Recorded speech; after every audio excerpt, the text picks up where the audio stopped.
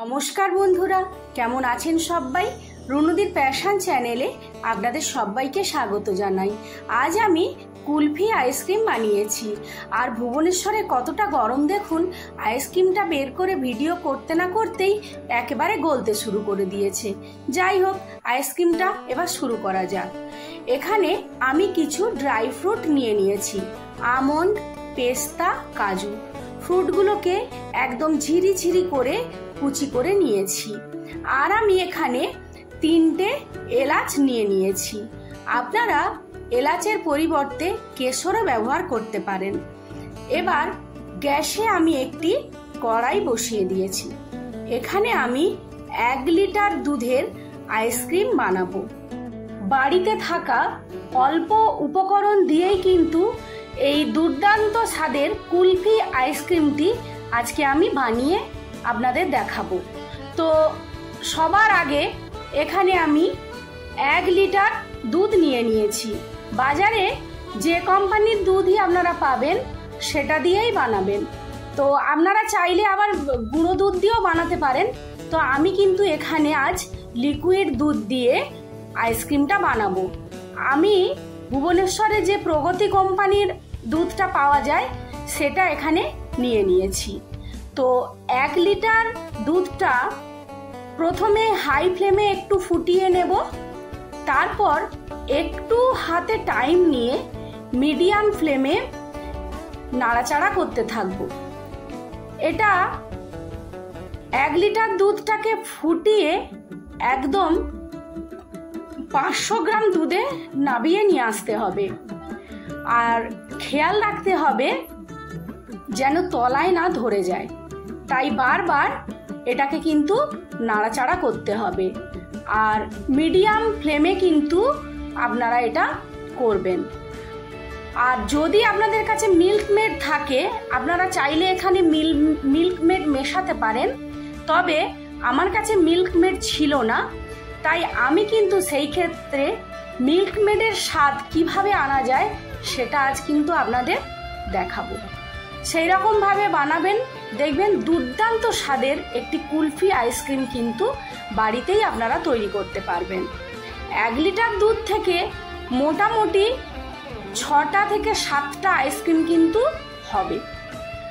দুধটা মোটামুটি 500 গ্রাম পর্যায়ে এসে গেছে এবং গ্যাসের ফ্লেমটাকে একদম লো ফ্লেমে করে দুধটা খানিকটা ঠান্ডা করে নিয়ে এখানে 3 চামচ মতো আমি গুঁড়ো দুধ মিশিয়ে দেব। হ্যাঁ, মিল্ক মেড যদি না থাকে তাহলে আপনারা এইভাবে বানাবেন, দেখবেন ঠিক মিল্ক মেডের স্বাদটা আপনারা পাবেন। গুঁড়ো দুধ মিশিয়ে দেব, তারপর আলতো হাতে এটা দুধের সঙ্গে মিশিয়ে দেব যাতে না গোটলা পাকিয়ে যায়। দুধটা একটু মোটামুটি লো ফ্লেমে যদি ঠান্ডা করে মেশান তাহলে দেখবেন খুব ঠান্ডা নয়, লো ফ্লেমেই থাকবে, মেশাবেন, তাহলে দেখবেন দুধটা কিন্তু গোটলা পাকাবে না। আর এখানে আমি 5 চামচ মতো চিনি ব্যবহার করে নেব। পুরো মিল্ক মেডের স্বাদেই কিন্তু এই দুর্দান্ত স্বাদের কুলফি আইসক্রিমটি আপনারা বাড়িতেই বানিয়ে নিতে পারবেন। ভিডিওটা প্রথম থেকে শেষ পর্যন্ত ভালোভাবে দেখবেন। আমি ঠিক যেই প্রসেসে করছি আপনারা ঠিক সেই প্রসেসেই বানাবেন। তো আমার কিন্তু এখানে দুধটা পুরো রেডি হয়ে গেছে।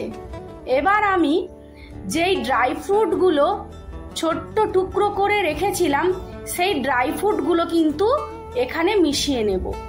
আর গ্যাসের ফ্লেমটা আমি মোটামুটি একদম লো ফ্লেমে করে দেব। গরমকালে এই রকম যদি বাড়িতেই দুর্দান্ত স্বাদের আইসক্রিম বানানো যায় তাহলে দেখবেন বাচ্চারা তো খুশি হবেই, তার সঙ্গে সঙ্গে বড়রাও কিন্তু খুব খুশি হবে। কারণ গরমে কিছুই ভালো লাগে না, তখন মনে হয় যেন একটু আইসক্রিম বা ঠান্ডা শরবত এইগুলোই কিন্তু খেতে সবারই খুব ভালো লাগে।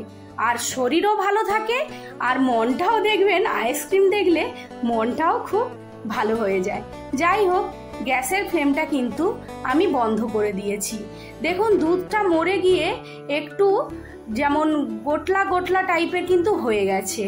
তো সেই ক্ষেত্রে আমি আপনাদের বলছি আপনারা চাইলে মিক্সিতে কিন্তু একটু পেস্ট করে নেবেন। আর দুধের কিন্তু ঠান্ডা হলে আরও জমতে থাকবে, সেই কারণে দুধটা কিন্তু বেশ পাতলা অবস্থাতেই বন্ধ করে দিতে হবে গ্যাসটা। আর পাতলা পাতলা মানে জল জল থাকলে তবে আইসক্রিমটা খুব স্ট্রিক্টভাবে বসবে, কিন্তু দুধটা যদি খিরখির মতো হয়ে যায় তাহলে কিন্তু আইসক্রিমটা ভালোভাবে বসবে না, এটা অবশ্যই আপনাদের খেয়াল রাখতে হবে। তো আমি একটু মিক্সিতে পেস্ট করে নিয়েছি, তাতে যেই ক্ষীর টাইপের গোটলাটা হয়ে গেছিল সেটা কিন্তু দেখুন একদম আর নেই। আর ঠিক এই রকম পাতলা করে বানিয়ে নিতে হবে। এবার আমি একটি আইসক্রিম বসানোর জন্য একটা বক্স নিয়ে নিচ্ছি। আপনাদের কাছে যা থাকবে, মাটির ভাঁড় বা কোনো স্টিলের বাটি, সব কিছুতেই আপনারা কিন্তু আইসক্রিমটা বসাতে পারবেন। তো আমি এই রকম ধরনের একটা প্লাস্টিকের আইসক্রিমের পাত্র নিয়ে নিয়েছি, এর মধ্যে আমি আইসক্রিমটা বসাবো। আপনাদের আগেই বলেছি 1 লিটার দুধ থেকে আপনারা এরকম 6টা আর ধরুন আরও একটা 7টা মতো আইসক্রিম কিন্তু অবশ্যই ভালোভাবে বানাতে পারবেন। তো আমি এর মধ্যে দিয়ে আর বাকি যেটুকু বেঁচেছিল সেটা একটা স্টিলের পাত্রে রেখে ডিপ ফ্রিজে ঢুকিয়ে দেব প্রায় 10 থেকে 12 ঘন্টার জন্য। আপনারা কিন্তু এর আগে অবশ্যই নাড়াচাড়া করবেন না, করলে কিন্তু আইসক্রিমটা জমতে আরও লেট হবে। তো একদম ডিপ ফ্রিজে 10 থেকে 12 ঘন্টার মতো ঢুকিয়ে রেখে দেবেন। দেখুন 10 থেকে 12 ঘন্টা আমি আইসক্রিমটা রেখে দিয়েছিলাম, আমার কি সুন্দরভাবে আইসক্রিমটা কিন্তু বসে গেছে। এইবার আমি আপনাদেরকে দেখাবো, একটা পাত্রে জল নিয়ে একটু ডুবিয়ে আইসক্রিমগুলো ছাড়িয়ে দেখাবো। দেখুন আইসক্রিমগুলো কত দুর্দান্ত দেখতে হয়েছে। আর আমি সার্ভ করার জন্য ওপর থেকে একটু পেস্তা ছড়িয়ে দিয়েছি। যাই হোক, ভিডিওটা তবে আজ এখানেই শেষ করলাম। যদি আপনাদের ভালো লেগে থাকে তাহলে ভিডিওতে একটি লাইক দেবেন, আর যদি আমার চ্যানেলে নতুন বন্ধু হয়ে থাকেন তাহলে প্লিজ বন্ধু আমার চ্যানেলটি সাবস্ক্রাইব করবেন। সবাই ভালো থাকবেন, সুস্থ থাকবেন।